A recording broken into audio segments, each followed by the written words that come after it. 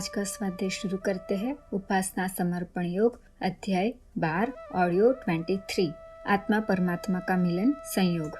स्वाध्याय शुरू करने से पहले हम गुरु तत्व और दिव्य शक्तियों का आवाहन कर लेते हैं ताकि हम इस स्वाध्याय को समझ पाए और उसके बताए रास्ते पे हम चल पाए और अपने जीवन का उद्धार कर पाए। ओम गुरुर्ब्रह्मा गुरुर्विष्णु गुरुरेवो महेश्वरा गुरुर्साक्षात् परब्रह्मा तस्मै श्री गुरवे नमः। ओम भूर्भुवः स्वः तत्सवितुर्वरेण्यं भर्गो देवस्य धीमहि धियो यो नः प्रचोदयात्। आइए स्वाध्याय शुरू करते हैं। लास्ट ऑडियो में हम पढ़ रहे थे और हमने प्रेम के बारे में पढ़ा था। गुरुदेव यहाँ लिखते हैं, वापस एक बार वो 3 लाइन दोहरा देती हूँ ताकि हम उसको समझ पाए अच्छे से।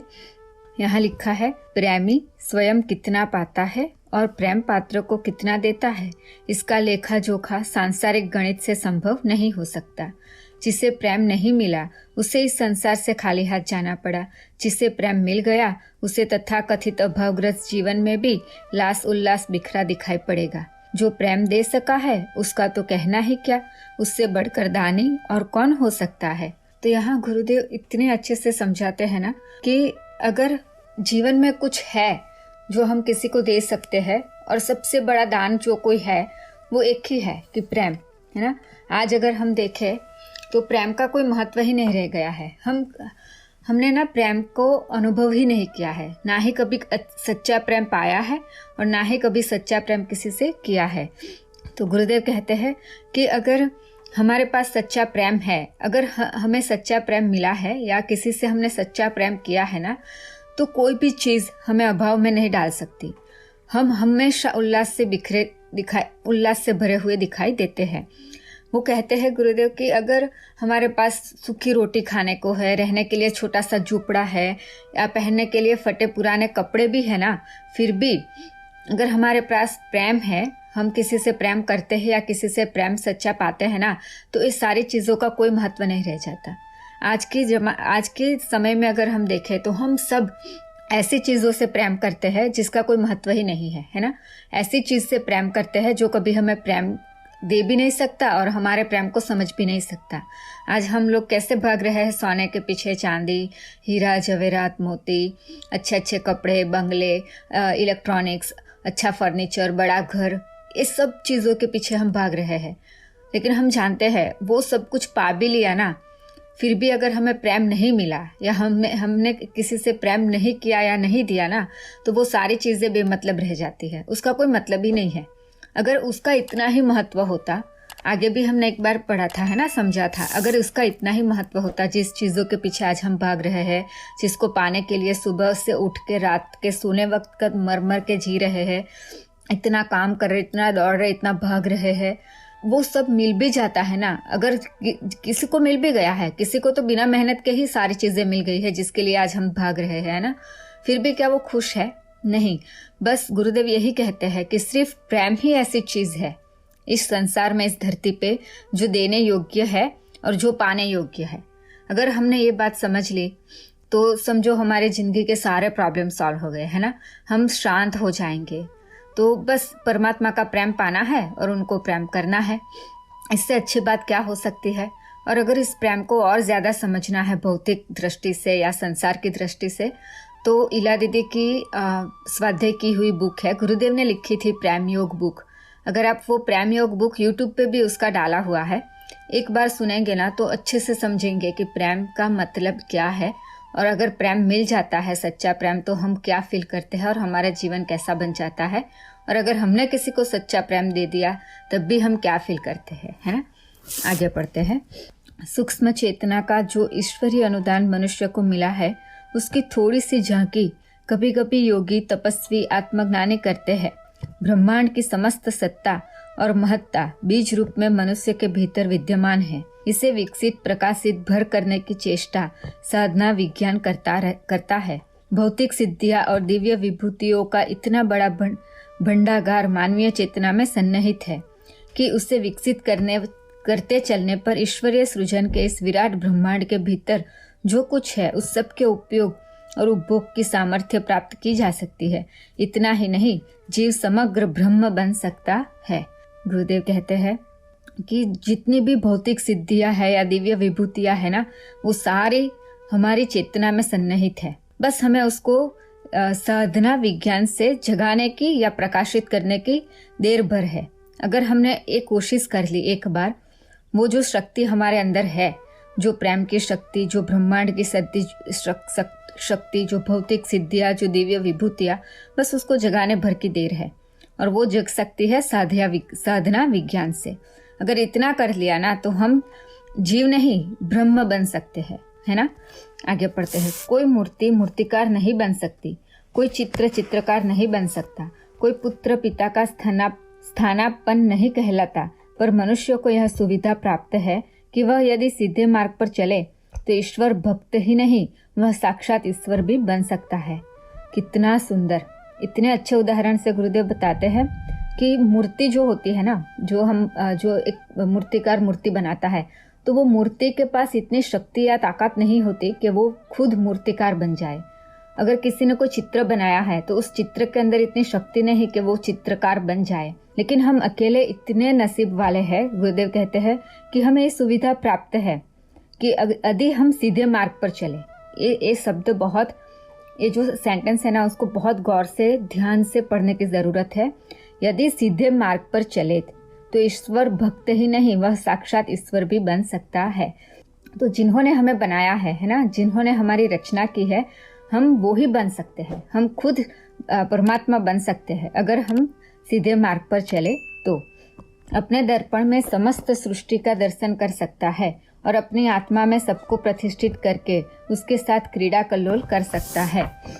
मनुष्य की संभावनाएं असीम है। जितना असीम परमात्मा है, उतना ही महान उसका पुत्र आत्मा भी है। कितनी प्यारी बात। हम वो सब कुछ पा सकते हैं जो हम पाना चाहते हैं, और उससे भी कई ज्यादा, जिसके बारे में अभी हमने सोचा भी नहीं होगा, जिसके बारे में हमें ज्ञान भी नहीं है। और ऐसी ऐसी चीजें हम पा सकते हैं। इतनी सारी रिद्धियां, सिद्धियां, शक्तियां हमारे अंदर प्रभु ने दे दी है।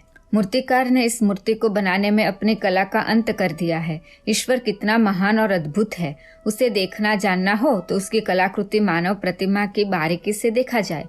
उसके कण कण से जो सुंदरता, गरिमा टपकती है, वह अपने आप में अनुपम है। ऐसा सर्वांग पूर्ण सृजन इस विश्व ब्रह्मांड में अन्यत्र कहीं भी ढूंढे नहीं मिल सकता। सही है। देखिए कितनी सुंदर सुंदर चीजें हमारे आसपास है ना। अगर हम इंसान भी एक दूसरे को देखते हैं, है ना, तो वैसे अगर हम कहें ना, तो आज के जमाने में हम उसको एक नया नाम दे दिया है इंग्लिश में। हम जिसको प्रेम कहते हैं, कोई हमें बहुत प्यारा लगता है, बहुत अच्छा लगता है, किसी की सुंदरता हमें भा जाती है। जैसे गुलाब का फूल है, कितना ब्यूटीफुल है। अगर ऐसे अलग अलग फ्लावर्स देखते हैं तो कितने सुंदर है, जिसे देखकर मन खुश हो जाता है ना। तो वो किसने बनाया है ना, वो प्रभु ने बनाया। तो उन्होंने इतनी सुंदर रचना की है। बस हम मनुष्य को ही देख लो। अगर हम मनुष्य की ही सुंदरता हम देखते हैं, एक दूसरे की सुंदरता को देखते हैं, तो हम कितना मोहित हो जाते हैं। उसको हम अट्रैक्शन भी कह लेते हैं कभी कभी, और उसको प्रेम का नाम दे देते हैं अगर हमें बहुत अच्छा फील होता है।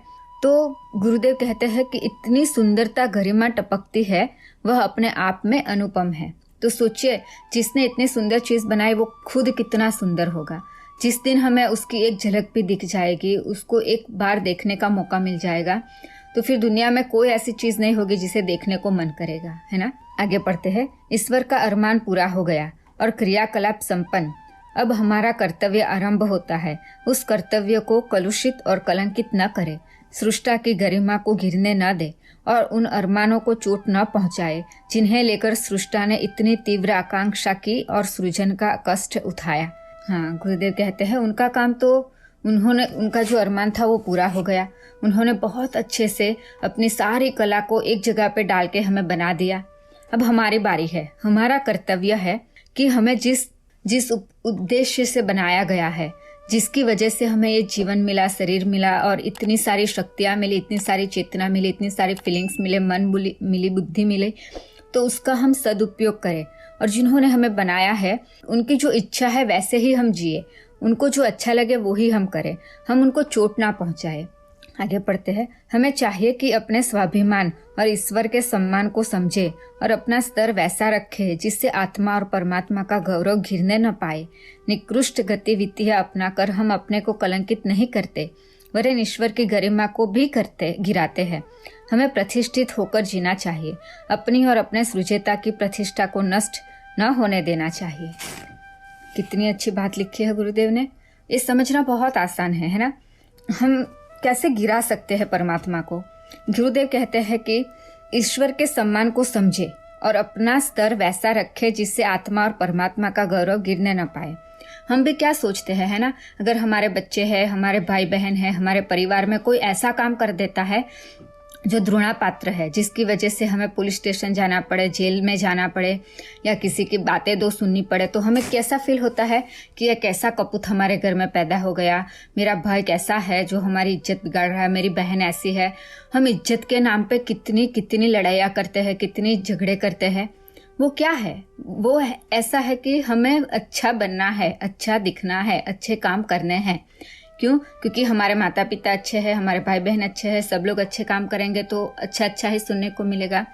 तो वैसे ही गुरुदेव कहते हैं कि हमें उस परमात्मा को कलंकित नहीं करना है, हमें ऐसा कोई काम नहीं करना है। और अगर हमारे जीवन में ऐसी कोई चीज़ है तो उससे जल्दी से हमें मुक्त हो जाना है, ताकि उस परमात्मा को हम कलंकित ना करें जिन्होंने हमें बनाया है। आज की बात यहीं पे समाप्त करते हैं, उस दिव्य तत्व और गुरु तत्व को प्रणाम करते हुए। ओम भूर्भुवः स्वः तत्सवितुर्वरेण्यं भर्गो देवस्य धीमहि धियो यो नः प्रचोदयात्। सभी को प्रणाम। हमारे YouTube चैनल को सब्सक्राइब करें और बेल आइकन को दबाकर ऑल पर क्लिक करें ताकि नोटिफिकेशंस आपको मिलती रहें।